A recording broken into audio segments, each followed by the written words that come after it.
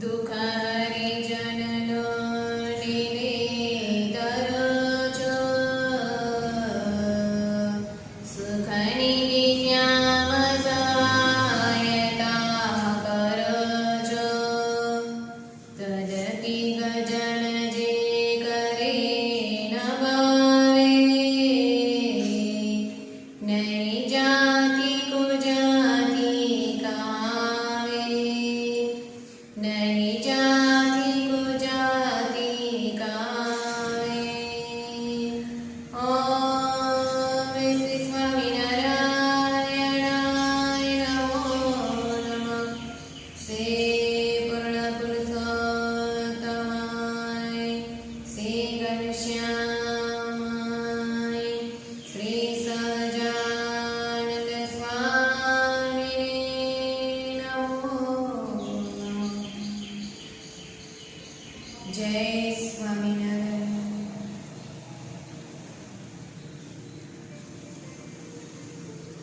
જે જીવાત્મા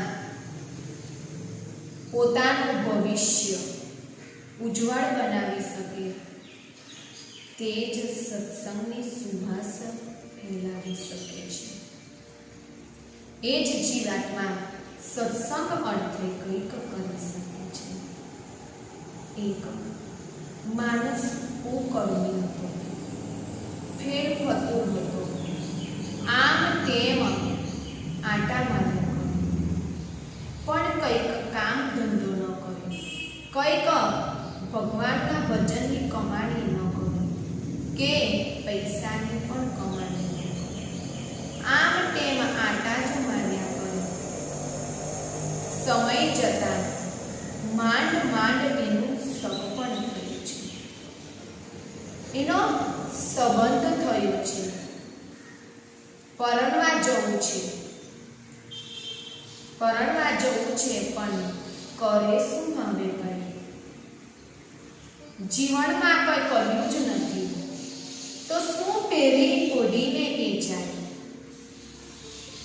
પૈસાય નથી તો લઈ આવીને પહેરે કે એની પાસે છે નહીં કે એ વસ્તુ પહેરી શકે, એટલે બીજાની ઉધાર વસ્તુ લીધી છે અને પહેરીને પરણવા માટે જાય છે।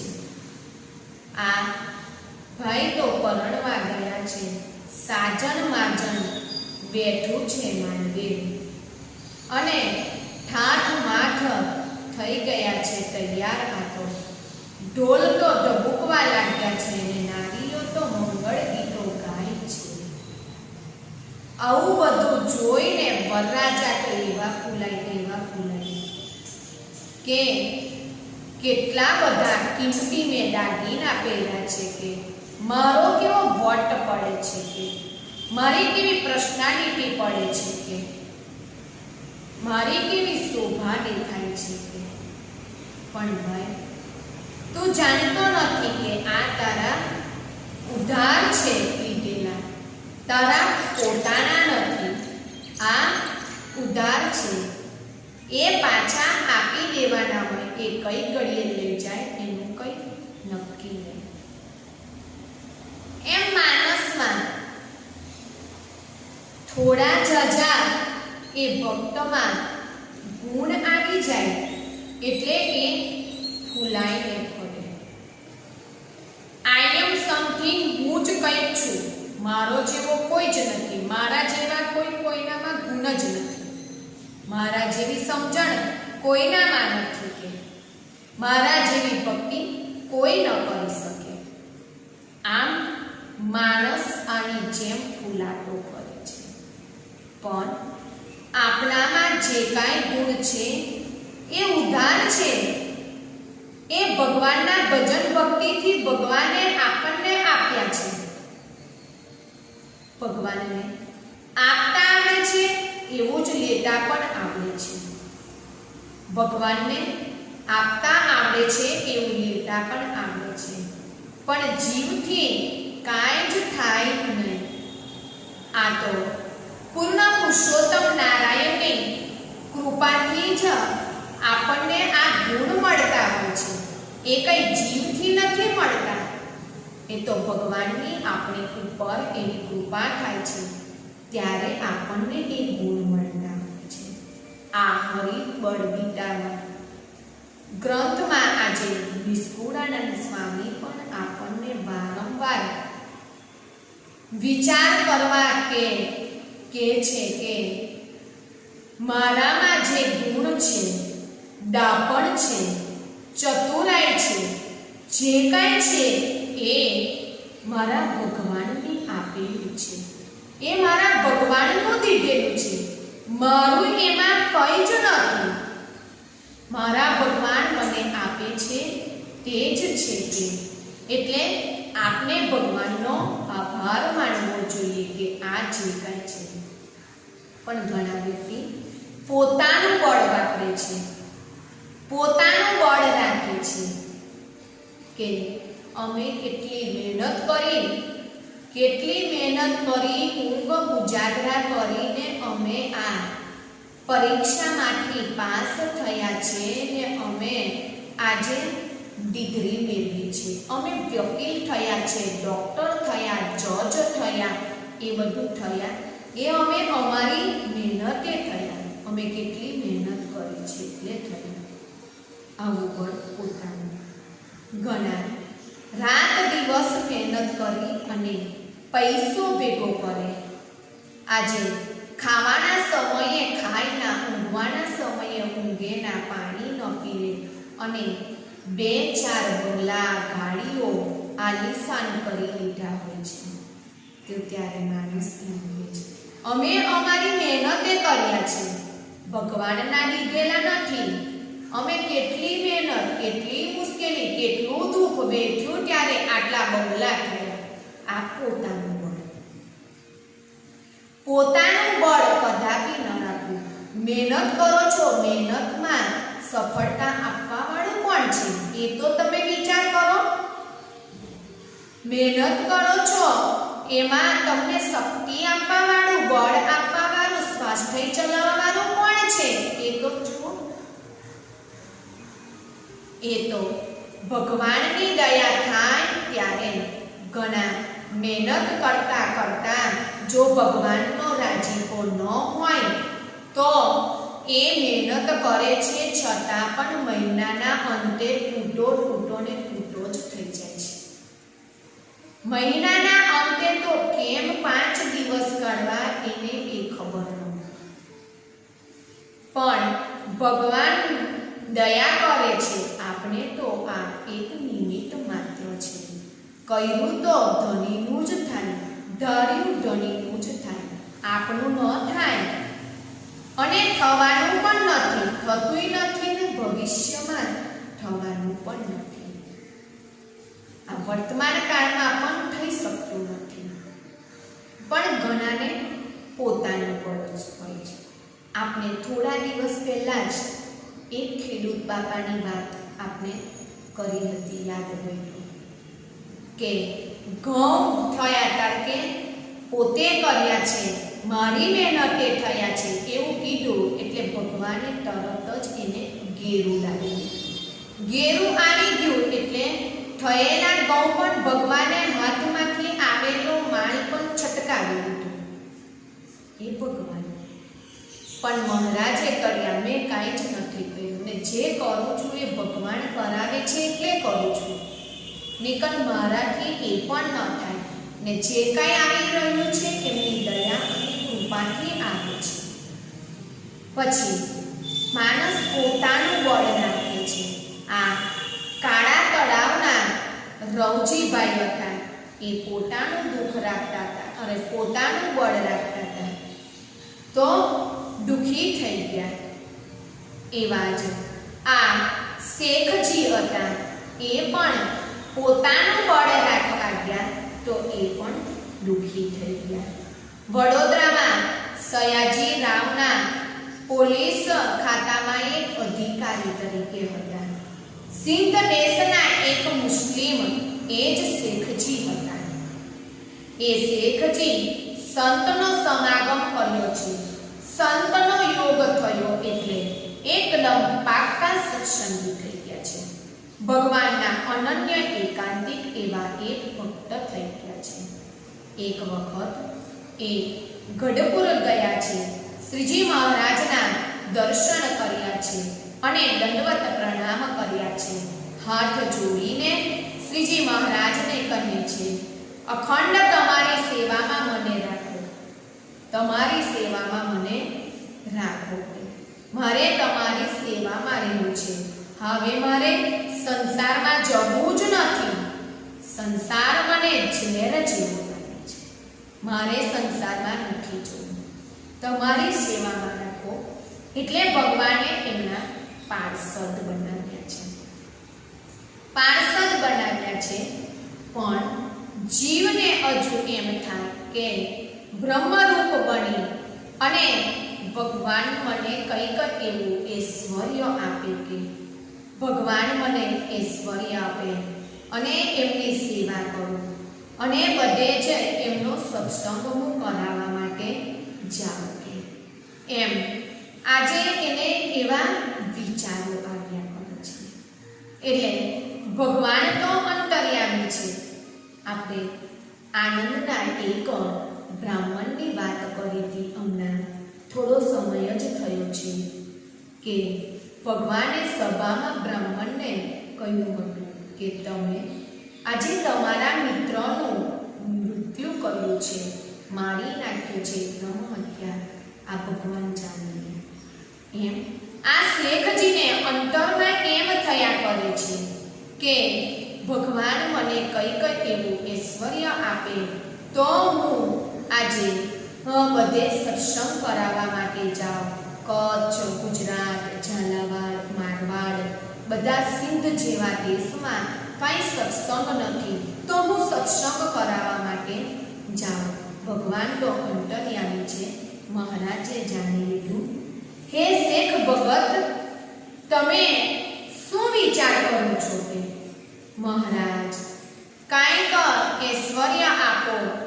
પછી ભગવાને એને ઐશ્વર્ય આપ્યું છે. શ્રીજી મહારાજે કહ્યું છે, તમને તમારી દાઢીમાં ઐશ્વર્ય આપું છું. જે તમારી દાઢી જોશે તેને સમાધિ થઈ જશે અને માણસોના સંકલ્પ તમે અંતરથી પૂર્ણ કરશો. કે માણસોના જે કંઈ સંકલ્પ હશે તે તમે પૂર્ણ કરશો. પણ તમારે કોઈના ઘેર જવું નહીં. ભારે વસ્ત્ર અમારી જેમ તમારે પહેરવા નહીં. સારા સારા મિષ્ટાન એવા જમવા નહીં. તમારે બધાને સત્સંગ જ કરાવો, પોતાનું બળ રાખવું નહીં. શેખજી તો ભગવાને જેવું કીધું છે એ પ્રમાણે સિંધ દેશમાં જઈ અને સત્સંગ કરાવે છે. જે વ્યક્તિ આવે અને એમની દાઢી જોવે એટલે એ જીવને સમાધિ થઈ જાય છે. જેના જે સંકલ્પ હોય, જે દુખીઓ હોય, એના સંકલ્પ પણ આજે શેખજી ભગવાનની કૃપાથી પૂર્ણ કરી રહ્યા છે. એ જીવાત્માને સુખી કરી રહ્યા છે. જે જીવાત્મા જેના દ્વારા સુખી થાય છે એને એની ઉપર શ્રદ્ધા હોય છે અને એને પછી ભગવાનની જેમ પૂજવા લાગે છે. એટલે હરેક જીવાત્મા આવતા ગયા, દરેકની સમાધિ થતી ગઈ, દરેકના સંકલ્પ પૂરા થતા ગયા. એટલે પછી એમને તો આ જ ભગવાન છે અને શેખજી પોતે પણ ભગવાન થઈને પૂજાવા લાગ્યા. શેખજીને માન, પાન, ખાન બધું મળવા લાગ્યું છે. આજે શેખજીને આ બધું મળવા લાગ્યું છે. એટલે ભગવાનની જે આજ્ઞા હતી એ આજ્ઞાને એ ભૂલી ગયા છે. ભગવાને જે કીધું હતું એ એમને હવે યાદ નથી. એટલે એ તો આજે ભગવાન થઈને પૂજાવા લાગ્યા છે. લોકો એમની માટે સારા સારા મિષ્ટાન એવા ભોજન લાવે તે એ જમવા લાગ્યા છે. ભારે ભારે વસ્ત્ર, આભૂષણો અને અલંકારો એ પહેરવા લાગ્યા છે. આજે પોતે જ ભગવાન છે એમ માનવા લાગ્યા છે.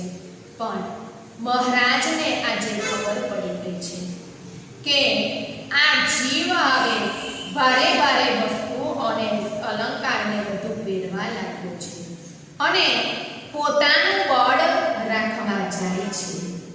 પોતાનું જ બળ જે જીવાત્મા રાખતો હોય છે તેને અતિશય પછી અનાદર જ મળે, કોઈ દિવસ આદર મળવાનો નથી. મહારાજને આ વાત ખબર પડી ગઈ છે અને શેખજી તો ફૂલાઈ ગયા છે. ફૂલાઈને ઊભો થઈ ગયા. કઈ ઘડીએ એ ફૂગનારી ભગવાન હવા કાઢી નાખે એની ખબર નથી. આ ઘણા જીવાત્માના સદગુણો આવી જાય એટલે એને પોતામાં અહમ આવી જાય એટલું.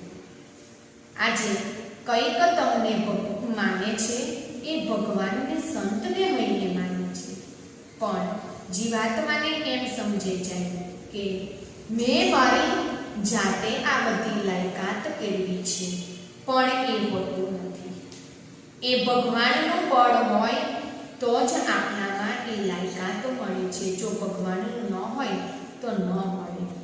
એટલે ભગવાનને આ બાબતની ખબર પડી એટલે ભગવાને તુરંત જ એની દાઢીમાંથી ઐશ્વર્ય ખેંચી લીધું છે. અને ઐશ્વર્ય ખેંચી ગયું એટલે લોકો એનો અનાદર તિરસ્કાર કરવા લાગ્યા છે. શેખજીને ખોટો ભક્કો બતાવે છે એમ કહેતું તો તારાથી કાંઈ જ થતું નથી કે લોકો એનું અપમાન કરવા લાગ્યા છે. પૂજતા નથી, બોલાવતા નથી આવે એને, અને એને નિસ્તેજ કરીને નિરાશ કરીને રખડતા કરી દીધા છે. પાછા ફરતા ફરતા ફરતા એ ગઢપુર આવ્યા છે. શ્રીજી મહારાજને દર્શન કરી અને બે હાથ જોડીને માફી માંગવા લાગ્યા છે. મને ક્ષમા કરી, હું તમારા ઐશ્વર્ય અને તમારી કૃપાને જીરવી ન શક્યો. ભગવાન આપે જ છે, પણ આપેલું એ કૃપા પાત્ર હોય તો જ એનાથી એ જીરવી શકાય. ભગવાન બધાને જ બુદ્ધિ આપે છે. ઘણા એમ કહે છે કે તમને જ આપી, અમને નથી આપી. બધાને જ આપી છે, પણ એ કૃપા પાત્ર હોય તો જ એને જીરવી શકે. આને આપેલું પણ એ પાત્રતા નથી. પાત્રતા હોય તો જ એમાં એ જ્ઞાન રહે છે. સુવર્ણનું દૂધ અને સિંહણનું દૂધ એ સુવર્ણના પાત્રમાં જ રહે. એ પિત્તળના તાંબાના વાસણમાં એ ઝેર થઈ જાય. પાત્રતા વગર પીરસવું નહીં. પાત્રતા વગર જ્ઞાન પણ રહી શકતું નથી. થોડા જ સમયમાં એ આવું નિશ્ચિત થઈ જાય છે. એમ આને પણ એ જ્ઞાન ટકી શક્યું નહીં. પછી ભગવાન આગળ આવીને કરગડે છે ને કહે છે મને સેવામાં રાખો, મને તમારી સેવામાં રાખો. ભગવાને એમને કહ્યું છે કે જાઓ, તમે આજથી આ માણકી ઘોડીની સેવા કરજો. માણકી ઘોડીની જે લાડ હોય એ તમારે લેવી, એને ઘાસચારો નાખવો, એને પાણી પીવડાવવું, આ સેવા તમારે કરવાની છે. અને સંતોની પણ સેવા તમારે જ કરવાની છે. કે તમારે આ બધી સેવા કરશો તો જ તમને કંઈક મળશે. કે અને શ્રીજી મહારાજે પછી કહ્યું છે તમારી શક્તિ હતી તે જ અમારી શક્તિ હતી. તમારી શક્તિ હતી એ અમારી જ શક્તિ હતી. અને અમારી શક્તિથી બધાને સમાધિ થતી હતી. કે નહીતર તો કે આ અષ્ટાંગ યોગ સાધીને મરી જાય ને તો પણ સમાધિ નથી થતી. અને આ જીવને જોતા જ સમાધિ થતી હતી. એ અમારી શક્તિએ કરીને થતી હતી. અને હવે તમે આ સેવા કરો. કે આવી સેવા કરશો ને તો જ તમારામાંથી અહમ જશે. આવી સેવા કરવાથી જ આપણામાં નિર્વાણીપણું આવશે. કે નિર્વાણી ક્યારે થવાય છે કે આ આપણામાં જે અહમ ભાવ છે તે ઓગળી જશે તો જ આપણે નિર્વાણી થઈશું અને રાજીપો મેળવી શકીશું. કે અને તો જ તમારામાં કંઈક આવું થશે. પછી એમને માણકી ઘોડીની વાસીદું બધી સેવા કરી, સંતોની સેવા કરીને પછી પોતાનામાંથી અહંકાર કરે છે. પણ જીવને કોઈક વાર આ પોતામાં એવું આવી જતું હોય છે કે મારા પોતાના મેળવેલા ગુણો છે, તો ત્યાં આગળ તેનો અનાદર થવાનો છે. આદર તો ત્યાં જ થશે. મારું કંઈ જ નથી, મને કંઈ આવડતું જ નથી, મારામાં જે કંઈ છે એ ભગવાનનું દીધેલું છે, મારું હું કંઈ છે જ નથી, આવી રીતે રહેશે તો જ એને આદરપણું આવશે. આ નિર્માણીપણું કહેવાય છે.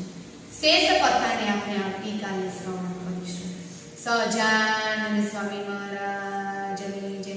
શ્રી કૃષ્ણ વરદેવ રેવતી માત કી જય. શ્રી હરિ કૃષ્ણ મહારાજની જય.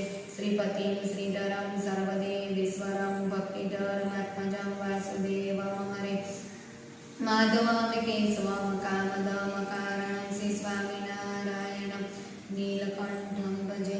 શ્રી સહજાનંદ